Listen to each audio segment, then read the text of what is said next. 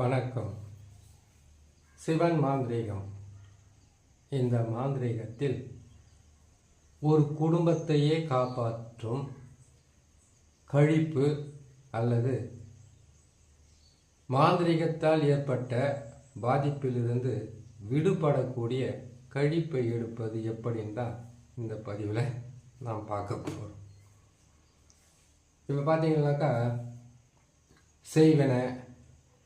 செய்வனன்றது செய்வன செய்யாமல் கூட செய்வன பாதிப்புகள் வரும். ஒரு எதிரியே இல்லை, எனக்கு எதிரியே இல்லைங்க, எனக்கு தொழிலிலும் சரி குடும்பத்திலும் சரி எல்லாமே அன்போ பாசமாக சந்தோஷமாக தான் இருக்காங்க. எங்களுக்கு போய் யார் செய்வன செய்திருப்பாங்க, ஏவல் பில்லி சூனியம் செய்திருப்பாங்கன்ற கேள்வி நிறைய பேர்கிட்ட இருக்கும். அதுக்கு செய்தாதான் செய்வன பாதிப்புகளோ சூனிய பாதிப்புகளோ பில்லி சூனியமோ ஏவல் பில்லி சூனியமோ வரணுன்றது கிடையாது. யாரும் செய்வன செய்யாமலே ஒரு குடும்பத்தில் தொழில் முடக்கம் இருக்கும். குடும்பத்தில் நோயின் பாதிப்புகள் அதிகமாக இருக்கும். கணவன் மனைவி பிள்ளைகள் ஒற்றுமை இல்லாமல் இருக்கும். நிறைய பிரச்சனை மேல பிரச்சனை, இழப்புக்கள் மேல இழப்புக்களும் ஒவ்வொருத்தருக்கும் வந்துக்கிட்டே இருக்கும். எப்படி செய்வன இல்லை, ஏவல் பில்லி சூனிய பாதிப்புகள் இல்லை, எதிரிகளும் இல்லை, துரோகிகளும் இல்லை, குடும்ப ஒற்றுமையாக இருக்கும்போது இது எப்படி நடக்கும் என்கின்ற கேள்வி நிறைய பேர்கிட்ட இருக்கலாம், இல்லை யாராவது ஒருத்தருக்கு வரலாம். அப்படி வரும்போது அதிலிருந்து நீங்கள் மீண்டு வர்றதுக்கு ஒரு எளிமையாக நீங்களே செய்து கூட அதிலிருந்து உங்களையும் உங்கள் தொழில் வியாபாரம் குடும்பத்தில் இருக்கக்கூடிய சொந்த பந்தம் இரத்த பந்தம் உறவுகளை காப்பாற்றுவதற்கு இது மிகவும் உதவியாக இருக்கும் இந்த பதிவு. இப்போ இதை எப்படி செய்யணும்னு கேட்டிங்களேனாக்கா, இப்போ அமாவாசை பௌர்ணமின்னு வருது, இல்லை இந்த மாதிரி கழிப்பு எடுக்கிறதுக்கு செவ்வாய்க்கிழமையும் சனிக்கிழமையும் ஞாயிற்றுக்கிழமையும் பயன்படுத்துவாங்க. நிறைய பேருக்கு சனிக்கிழமை ஆகாதுன்னு சொல்லுவாங்க.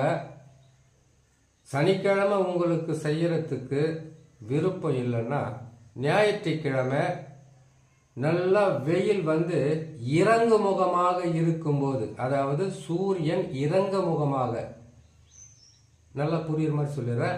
சூரியன் உதைப்பது வந்து அதிகாலையில் 6 மணிக்குன்னு வச்சுக்கோங்களேன், 5:45 கூட அவர் உதயமாகிறது உங்களுக்கு தெரியும்.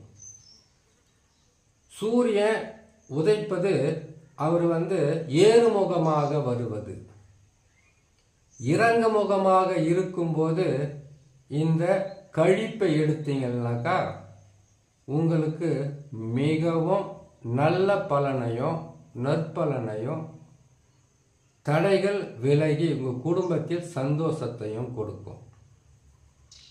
அதுக்கு நீங்கள் செய்ய வேண்டியது, இப்போ நான் சொன்னேன் பார்த்தீங்களா, செய்வன பாதிப்பு இல்லை, யாரும் செய்யலை, எனக்கு யாரு மேலேயுமே சந்தேகம் இல்லை, என் குடும்பமெல்லாம் வந்து கேட்டிங்கனாக்கா அந்த மாதிரி ஒரு தவறான செயலுக்கு போக மாட்டாங்க. இது எப்படி உங்களுக்கு வந்திருக்கும்? அதாவது நீங்கள் ஒரு தொழில் செய்கிறீங்க, வியாபாரம் செய்கிறீங்க, விவசாயம் செய்கிறீங்க, இல்லை ஆட்டு பண்ணை கோழி பண்ணை மாட்டு பண்ணை வச்சுக்கிட்டு இருக்கீங்க, இல்லை வெளிநாட்டில் வந்து நீங்கள் பெரிய வேலையோ ஒரு பிஸ்னஸோ செய்கிறீங்க. நாங்கள் எங்களுடைய கால் பூமியிலேயே படுறதில்ல, தரையிலே வைக்கிறது இல்லை. நாங்கள் பாட்டுக்கு போகிறோம், காரில் போகிறோம் வர்றோம். எங்களுக்கு வந்து சுற்றமும் நட்பும் எல்லாமே ஒரு அன்பு பாசத்தோடு தான் இருக்காங்க. அவங்க செய்திருக்க மாட்டாங்கன்னா இது எப்படி வரும்னு கேட்டிங்கன்னாக்கா, யாரோ ஒருத்தருக்கு ஏதோ ஒரு பகையால் அவங்கள அழிக்கவோ இல்லை கெடுக்கவோ இல்லை அவங்கள சர்வமும் நாசம் செய்யவோ, கை கால் வராமல் செய்யவோ, வியாபாரத்தை முடக்கவோ, தொழிலை இல்லாமல் செய்யவோ, இப்படியெல்லாம் ஒரு சிலருக்கு செய்யும் போது அந்த இடத்துல நீங்க அந்த இடம் இருக்கிற அது செய்து போட்டிருக்காங்க இல்லையா, அந்த பக்கமா நீங்க போகும்போது மனிதனுடைய சுவாசிக்கும் காற்றாகப்பட்டது உங்களுக்கு தான் சொந்தம், அது எனக்கு தான் சொந்தம், இல்லை மற்றவங்களுக்கு தான் சொந்தம்னு சொல்ல முடியாது. ஏன்னு கேட்டீங்கன்னாக்கா, சொல்கின்ற மந்திரங்களும் அது பேர் தான் உருமாந்திரிகன்னு சொல்லுவாங்க.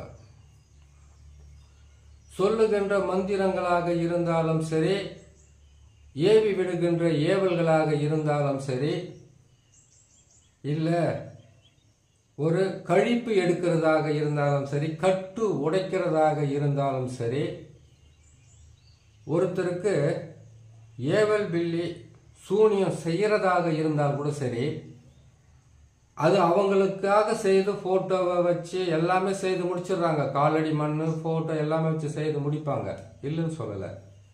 ஆனால் அதை செய்து போடும்போது ஒரு சில தவறுகள் தன்னையும் அறியாமல் செய்யும்போது அந்த பக்கமாக போகிற ஒருவேளை மாதவிட காலத்தில் போகிற பெண்களாக இருக்கலாம், இல்லை வயதுக்கு வந்த பெண்கள் போகிற காலமாக இருக்கலாம், ஆண் பெண் சேர்க்கை ஏற்பட்டு குளிக்காம வெளியில போகிற நேரமாக இருக்கலாம். இது பேரு அஷ்ட கர்மம், அஷ்டமா சித்து கிடையாது. ஒருவேளை நீங்க சாப்பிட்றதுக்காக மாமிசங்களை வாங்கி கொண்டு போகலாம். அப்படியும் இல்லைன்னு கேட்டீங்கன்னாக்கா, உங்களுடைய நேரம் சரியில்லாம கூட இருக்கலாம். அந்த நேரத்தில் நீங்க போய் வரும்போது இந்த மாதிரி சூனியம், செய்வன பாதிப்பு, ஏவல், பில்லி சூனியம், பில்லி சூனிய பாதிப்புகள் யாரோ ஒருத்தருக்கு செய்யறத நீங்க தெரியாம தாண்டிடலாம். இல்லை அந்த பக்கமாக போகும்போது மாதவிடை காலத்தில் பெண்கள் வீட்டை விட்டு வெளியே வரக்கூடாதுன்ற சில விதிமுறைகள் இருக்குது. எதுக்குனாக்கா, சூனியத்தில் அகப்பட்டு வாழ்நாள் முழுக்க சித்திரவதப்பட்டு அழிக்கக்கூடிய ஒரு கொடூரமான வேலைகளை தெரியாதவங்க தான் செய்வாங்க. ஏன்னு கேட்டாக்கா, இன்னைக்கு செய்யறது நாளைக்கு மற்றவங்களுக்கு அந்த பாதிப்பு செய்தவங்களுக்கு வரும்ன்றதை உணராமலே செய்திடுவாங்க. ஒரு ஆசையா இருக்கலாம், இல்லை ஏதாவது அவங்க கிட்ட பறிக்கிற ஒரு எண்ணங்களாக இருக்கலாம், அபகரிக்கிற எண்ணங்களாக இருக்கலாம். இந்த உலகம் பாவப்பட்ட உலகம். இந்த பாவப்பட்ட உலகத்துல மற்றவங்களை அழிச்சு தான் வாழணும்னு சொந்தமாக இருந்தாலும் சரி, அந்நியர்களாக இருந்தாலும் சரி, யாரையெல்லாம் நம்ம முழுசா நம்புறோமோ அவங்களுடைய எண்ணங்களும் செயல்களும் இப்படி ஒரு நிலையில் மாறி இருக்கிறது தான் இந்த காலம். அப்படி இருக்கும்போது செய்வன செய்யாமலே ஒரு குடும்பத்திற்கு பாதிப்புகளை கொடுக்கும், ஒரு வம்சம் அழியறதுக்கு காரணமாக இருக்கும். அப்படி ஒரு வேலை உங்களுக்கு இருந்தா அதுக்கு இந்த மாதிரி ஒரு கல்யாண பூசணிக்காய் வாங்கி அதில் திருஷ்டி கழிக்கிறதுக்காக ஒரு ஓட்டை போட்டு அதை எடுத்துட்டு அதில் காசு பணத்தையும் மஞ்சள் குங்குமத்தையும் இல்லை குங்குமத்தை மட்டும் போட்டு அதனோட சேர்த்து வெண்கடுகு, மிளகு சாரணை, பெரண்டை, தர்பை இது எல்லாமே போட்டு வீட்டையும் தன்னுடைய தலைகளையும் சுற்றி தன்னுடைய தொழிலை செய்கிற இடத்தையும் சுற்றி அதை கொண்டு போயிட்டு அமாவாசை நேரத்திலும் பௌர்ணமி நேரத்திலும் உடைப்பாங்க இல்லையா, அதுக்கு மாற்றாக வரக்கூடியது தான் இந்த வேலை. இது மாதிரி கூட செய்யலாம் அந்த அமாவாசை நேரத்தில். ஆனால் இது கொஞ்சம் வித்தியாசமாக இருக்கும், கொஞ்சம் கஷ்டப்பட வேண்டியதாக இருக்கும். சரிங்களா? அதுபோல் முதல்ல ஒரு கல்யாண பூசணிக்காவை வாங்கி அந்த கல்யாண பூசணிக்காயில் கேட்டிங்கன்னாக்கா நசிய மாவாய், மாவா என்ற எழுத்தை மட்டும் அதில் போட்டு எழுதிட்டு அந்த எழுத்துக்கள் சுற்றிலும் சூலத்தை போட்டு அதில் ஒரு துளையை போட்டு அந்த துளைக்குள்ளே வந்து கேட்டிங்கன்னா உங்களுடைய காலடி மண். நீங்கள் தொழில் செய்யக்கூடிய இடத்துல இருக்கக்கூடிய மண். குடும்பத்தில் யாருக்காவது பாதிப்பு இருக்கும், இல்லை ஒருவேளை வரும் என்கின்ற சந்தேகம் உங்களுக்கு இருந்தால் உங்களுடைய குடும்பத்தில் இருக்கிறவங்களுடைய காலடி மண்ணையும் சேர்த்துக்குங்க. ஆணா இருந்தால் வலது கால் மண் எடுத்துக்கோங்க, பெண்ணா இருந்தால் இடது கால் மண் எடுத்துக்கோங்க. எடுத்துட்டீங்களா? காலடி மண் எடுத்த உடனே அந்த கல்யாண பூசணிக்கால போட்டு இருக்கக்கூடிய துளையில் அதை போட்டுருங்க. அதோடு சேர்த்து குங்குமத்தை எடுத்து உங்கள் தலையை சுற்றி போடுங்க. உங்கள் வீட்டோட மண்ணை எடுத்துக்கலாம், வாசலோட மண்ணை எடுத்துக்கலாம், கோழி பண்ணை விவசாயம் பண்ணுறதுனால எதுவாக இருந்தாலும் அதை எடுத்து இதுக்கு 8 எலுமிச்சம்பழம் 8 முட்டை தேவைப்படும். ஒரு மண் பாத்திரம், அந்த மண் பாத்திரத்தில் 8 முட்டையிலையும் உங்கள் வீட்டில் எத்தனை பேர் இருக்காங்க, 3 பேர் இருந்தால் 3 முட்டை கூட வாங்கிக்கோங்க. 2 பேர் இருந்தால் 2 முட்டை கூட வாங்கிக்கோங்க, பரவாயில்ல. இல்லை 10 பேர் இருக்காங்கன்னா 10 முட்டை 10 எலுமிச்சம்பழம் வாங்கி தான் ஆகணும். ஒரு கல்யாண பூசணிக்காய் வாங்கிக்கோங்க. அந்த கல்யாண பூசணிக்காவே துளையிட்டு அந்த துளைக்குள்ளே வந்து உங்களுடைய காலடி மண்ணோ, உங்கள் வீட்டோட மண்ணோ, உங்கள் வீட்டு வாசலோட மண்ணோ, நிலத்தோட மண்ணோ, இது ஏதாச்சும் ஒரு மண்ணை எடுத்துக்குங்க. எடுத்துட்டு நீங்கள் வியாபாரம் செய்கிற இடம், தொழில் செய்கிற இடம், அங்கேருந்து மண்ணையும் கொஞ்சம் எடுத்துக்கலாம். இதையெல்லாம் உடனுக்குடனாக செய்து வெற்றி பெற முடியாது. ஒரு மாந்திரிகர்னா அவங்களுக்கு தேவையான செய்கிறதே மாந்திரிகம் தான். அதனால அவங்களுக்கு தேவையான அனைத்து பொருட்களையும் சேகரித்து வச்சுக்கிட்டு இருப்பாங்க. சேகரித்து வச்சுக்கிட்டு நீங்கள் போனவொன்னே செய்து கொடுக்க அவங்க ஆரம்பிப்பாங்க. ஏன்னு கேட்டால் அவங்க மாந்திரிகம் செய்கிறவங்க. உங்களுக்கு அதில் அனுபவம் இல்லைன்னாக்கா இதையெல்லாம் முதல்ல சேகரித்து வச்சுக்கிட்டு அமாவாசை, பௌர்ணமி, செவ்வாய்க்கிழமை, சனிக்கிழமை, ஞாயிற்றுக்கிழமை, ஒருவேளை ஒரு சிலருக்கு செவ்வாய்க்கிழமை எங்களுக்கு ஆகிறது இல்லைங்க, ஞாயிற்றுக்கிழமை செய்யுங்க. ஞாயிற்றுக்கிழமை செய்யறதுக்கு ஆகிறது இல்லைங்க, சனிக்கிழமை செய்யுங்க. சனிக்கிழமை எங்களுக்கு ஆகாதுங்க, அமாவாசை பௌர்ணமிக்கு வந்து கேட்டிங்கன்னாக்கா திதி, கர்ணம், தோஷம், அஷ்டமி, நவமி, கிருத்திகை, கரிநாள், இது எந்த விதமான தோஷமும் கிடையாது. அமாவாசைக்கு பௌர்ணமிக்கும் இருக்குதுன்னு ஒரு சில ஜோதிடர்கள் சொன்னால் அது நம்புறது உங்களுடைய விருப்பம். இல்லைன்றது வந்து எனக்கு தெரிஞ்ச வரைக்கும் தான். முழுசாக நம்மளால் கற்றுக்க முடியாது. முழுசாக சிவனுடைய அடியோ அவருடைய இதுவும் நம்ம பார்க்க நம்மளால் முடியாது இல்லையா? அந்த மாதிரி வந்து இதையெல்லாம் சேகரித்து வச்சுட்டு அந்த தொலைக்குள்ள இதையெல்லாம் போட்டு 8 முட்டை இருக்குது. அதாவது வீட்டில் எத்தனை பேர் இருக்காங்க அத்தனை முட்டை சொல்லியிருக்கேன் இல்லையா?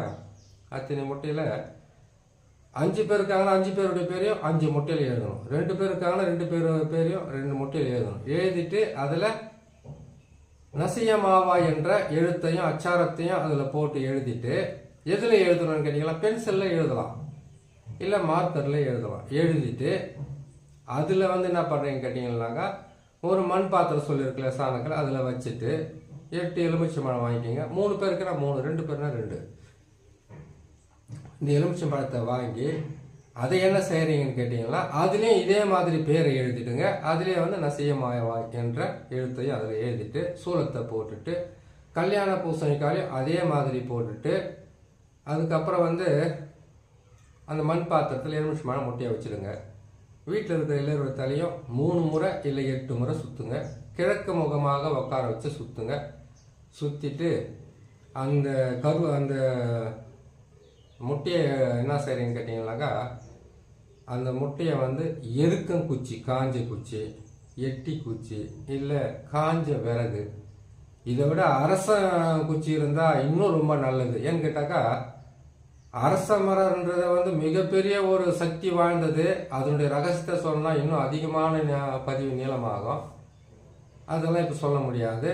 இதை செய்துட்டு என்ன பண்ணுறீங்க கேட்டிங்கனாக்கா உங்கள் வீட்டில் இருக்கிறவங்க எல்லோருடைய தலையை சுற்றி வீட்டு வாசலை சுற்றி வேலை செய்கிற இடத்தையும் ஆட்டு பண்ணை, மாட்டு பண்ணை, கோழி பண்ணை, உங்கள் நிலத்தில் ஈசானிய மூலையில் வந்து ஒரு கற்பூரத்தை ஏற்றி சுற்றிட்டு கொண்டு போயிட்டு இடுகாடு இல்லைன்னா சுடுகாடு இல்லைன்னா நீர்நிலை இருக்கிற இடம், ஏரி, குளம், மலைப்பகுதி, இந்த மாதிரி இடத்துல கொண்டு போயிட்டு கற்பூரத்தை போட்டு அந்த முட்டையில் எரிச்சிட்டு எலுமிச்சம்பழத்தை எல்லோருடைய தலையும் சுற்றி நசுக்கி 2ஆக பிரித்து போட்டுடணும். நசுக்கி மட்டும் விட்டுறக்கூடாது, காலில் நசக்கக்கூடாது.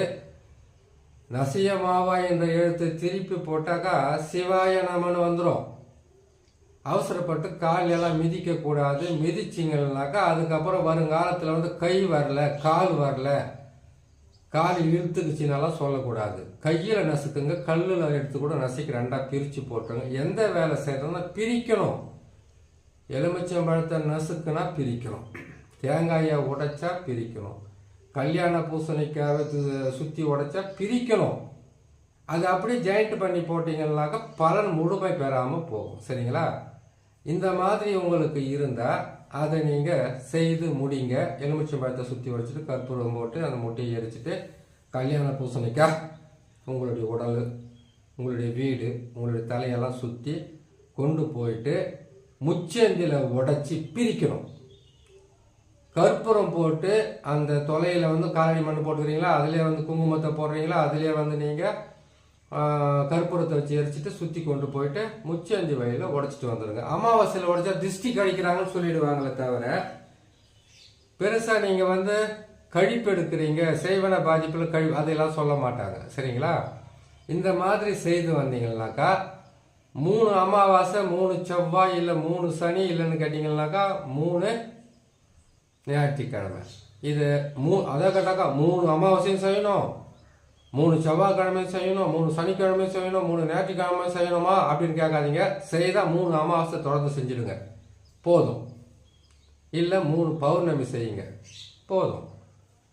இல்லை 3 செவ்வாய் செய்யுங்க போதும். இல்லை 3 சனிக்கிழமை செய்யுங்க போதும். இல்லை 3 ஞாயிற்றுக்கிழமை செய்யுங்க. 3 மட்டும் செய்து நிற்க வச்சா போதும். உங்களுக்கு, உங்கள் குடும்பத்தில் இருக்கிறவங்களுக்கு செய்வினையே இல்லாத, ஏவல் பில்லி சூனியமே இல்லாத, பல வகையில் பிரச்சனைகளே இல்லாமல், ஒரு சிலருக்கு சூனியம், செய்வினை, ஏவல் பில்லி சூனியம் பாதிப்புக்களும் அது அவங்க பட்டு இருந்தாவோ அதிலிருந்து நீங்கள் மீண்டு வரத்துக்கு மிகப்பெரிய உதவியாகவும் உங்களை காப்பாற்றக்கூடியதாகவும் இருக்கும். செய்து பாருங்க, நல்ல பலனோ, நல்ல நிலையில் பலனோ உங்களுக்கு கிடைக்கும்னு சொல்கிறேன். இன்னொரு நல்ல பதிவில் உங்களை நான் சந்திக்கிறேன். நன்றி.